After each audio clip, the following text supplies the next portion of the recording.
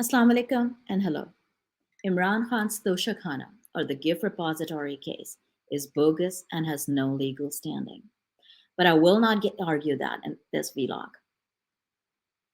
Look, even Aziz's Ehsan, this guy who is one of Pakistan's top experienced lawyers, has called is bogus. And he's not even a part of Imran Khan's political party. In fact, he's affiliated with a party that's a co-conspirator in this whole in this illegal arrest of Imran Khan. The purpose of this vlog instead is to explain why Judge Dilawar was not fit to hear this case and how this was nothing more than a kangaroo court. Imran Khan's charges and his conviction was about misdeclaration. So see, here is how this goes.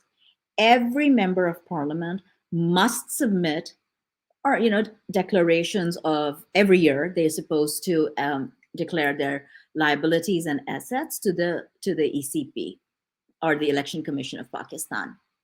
Right now, what happened was that Imran Khan actually did declare his assets,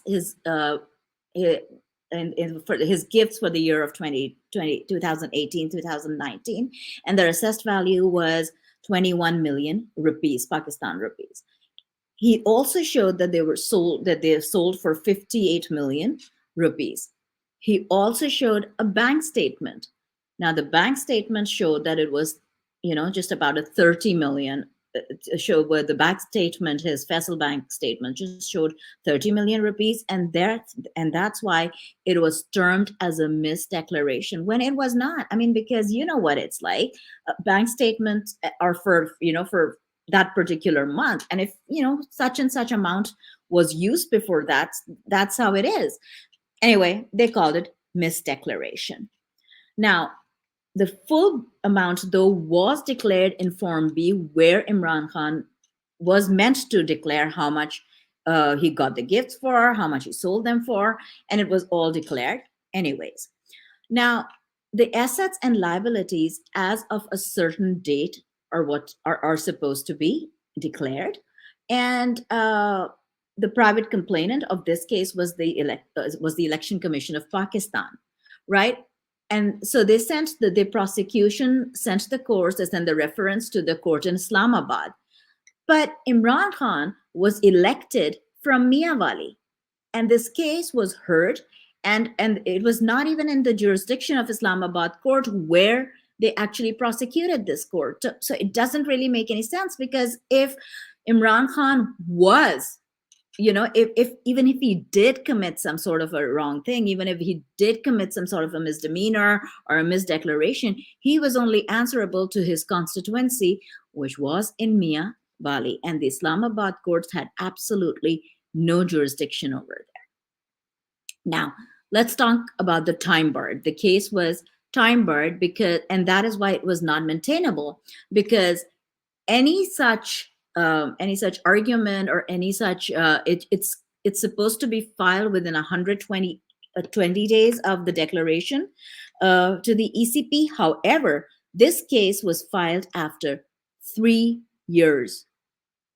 3 years, right? So it there really is no maintainability.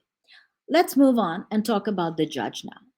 Judge Dilawar, Judge Humayun Dilawar, is biased, and the norms and principles of justice, they require that the judge hearing a case is impartial. Now, I'll tell you what. First, he accepted a case that was actually time barred and should not have been maintainable, should not have been heard. However, he did. Now, this is what happened. After the world knows about the events of May 9th. And on the 9th of May, when Imran Khan was abducted and he was taken to the police lines and where he was imprisoned, a court was set up over there. A court was held over there. Instead of a regular court, it was a temporary court. Judge Dilawar was there, and Imran Khan's team, they boycotted it because it didn't make sense for a court to suddenly be inside, a police station where, it's just, it didn't make any sense. And Imran Khan should have actually got the chance to go to court. But so anyway, this was boycotted. Now, the requirements by law state that when indicting, the charges must be read out to the accused, who then has the opportunity to enter a plea. This was not allowed to happen. So Imran Khan was actually indicted in his absence, which in itself is unlawful. Now, since the 12th of May, since May 12th, has been an application in the Islamabad High Court, and it has been pending. And this has been an application from Imran Khan and his legal team to transfer the case from Judge Dilawar. The Chief Justice of Islamabad High Court is delaying the hearing of this case. Finally, the Supreme Court of Pakistan said that the Islamabad High Court should listen to all these cases, meaning the case about the time barring, whether it's admissible or not. All of this, they said that it should all be heard at once, right? Because the Supreme Court of Pakistan legally cannot interfere until the Islamabad High Court has given their verdict. So Islamabad High Court, what they did was that they ordered maintainability, and they struck it down. They sent it back to Judge Dilawar and asked him to remand it. It was again a second time sent to him. So right now, the Islamabad High Court has still not given a verdict about the maintainability of this case, right? Now, let's look furthermore into how Judge Dilawar himself is biased and hence not the right judge to listen to hear Imran Khan's case, right? So we're going to talk about Judge Dilawar's Facebook. His Facebook page has some derogatory and defamatory material against Imran Khan. Now, the FIA inquiry was ordered, and they came back and they said they checked the profile and couldn't find the posts. I have a couple of questions about that. How do you think FIA checked a locked profile?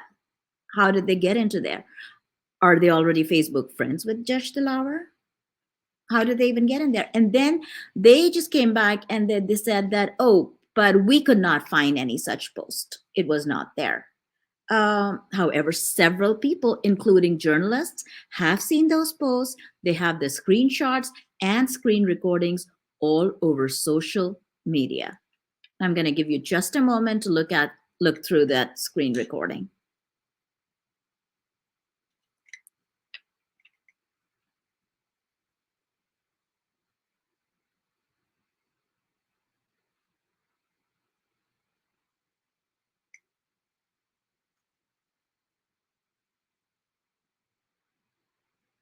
Does that look like an unbiased, impartial judge to you? Anyway, let me tell you one more thing. Just the fact that Judge Dilawar has a social media account in which he has been, posting about or against Imran Khan is unlawful, because in 2019, the Islamabad High Court passed this resolution that they were ordered that no judges are to have social media accounts. The then chief of the High Court, Justice Athar Minallah, had ordered that none of the judges are supposed to have any tweets or any social media accounts or any social media posts. So I think that he was actually in contempt of court as well. Now, I have a question. When we move on to and we come to the 5th of August and everything that happened on August 5th in Judge Dilawar's court, let's talk about that. Before we go there, tell me this: how is it that the pro-government journalists knew what the verdict would be beforehand, and they had tweeted about it even before the rest of us knew what the verdict would be, even before the judge himself came into the court? Suspicious, isn't it? Defense furthermore, were not allowed to present witnesses. The Islamabad High Court created this absurd situation where the Session Court, which is Judge Dilawar's court, they were supposed to at the same time hear the maintainability, whether the case, the issue of the maintainability of the case or not, as well as the final arguments. But the arguments about witnesses being allowed would only be heard by the Islamabad High Court after a week.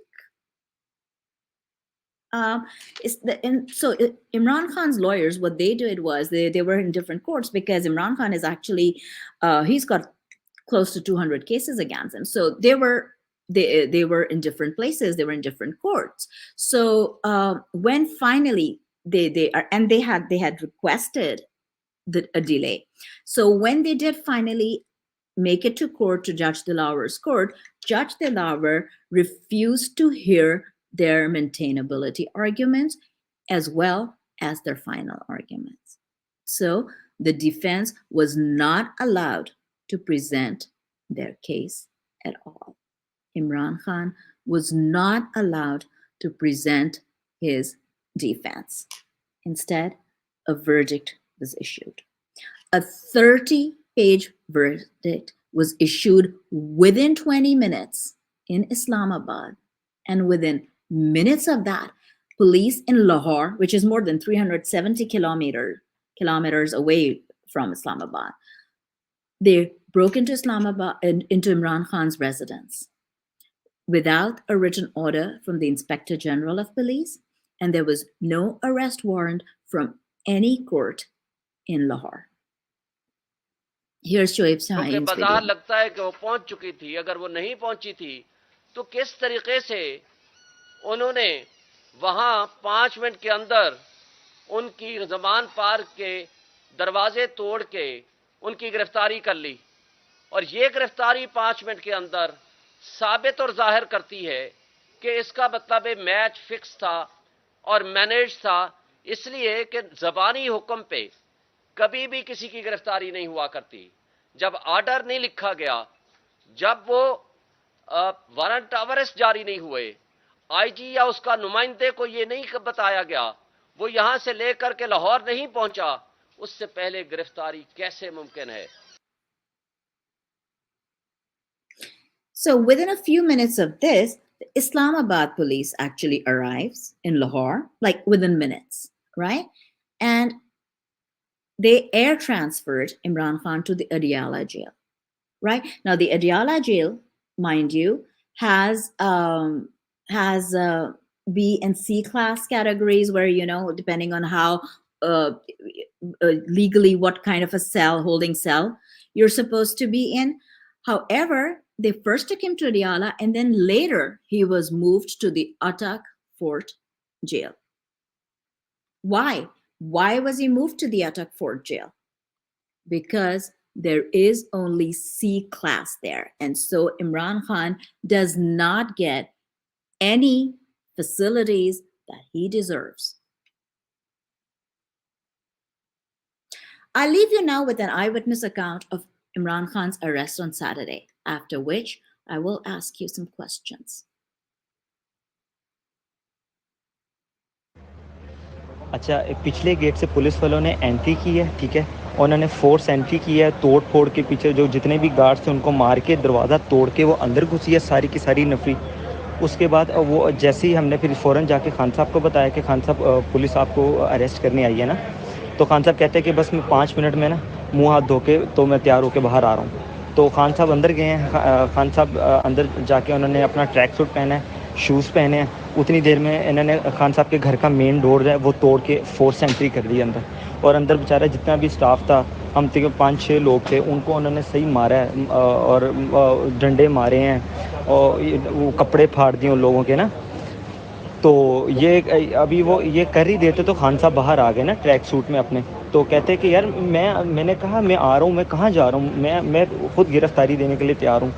तो उन्होंने खान साहब को पकड़ के घसीट के, मतलब कि बिल्कुल वो कह लो कि ना उनका स्टाफ घबराया हुआ था ना खान साहब खुद घबराए हुए थे, वो बिल्कुल कॉन्फिडेंटली। उन्होंने कहा यार मैं आ रहा हूँ बाहर, तुम लोग क्यों मतलब कि कर रहे हो, चलो मैं चल रहा हूँ तुम्हारे साथ। مگر وہ خان صاحب خود چل رہے ہیں, ان کو مطلب کہ دھکے گھسیٹ کے تو باہر آ کے چل باہر ساڑھے نال چلو, انہوں نے منہ تے کپڑا پاؤ, منہ تے کپڑا پاؤ, پولیس والوں نے جی منہ پہ کپڑا ڈالا اور کپڑا ڈال کے ان کو نا گھسیٹتے دھکے دے کے ان کو لے کر گئے ہیں.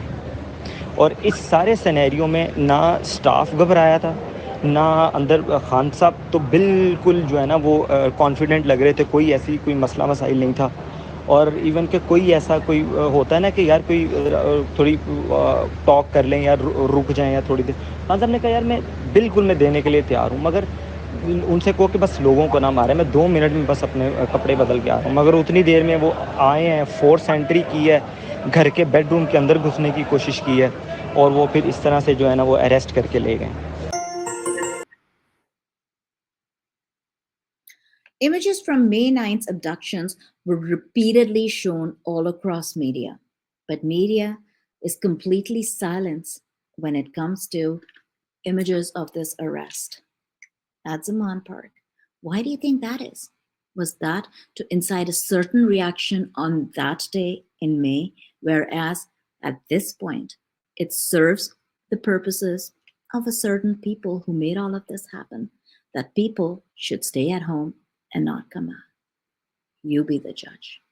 Pakistan, Zindabad.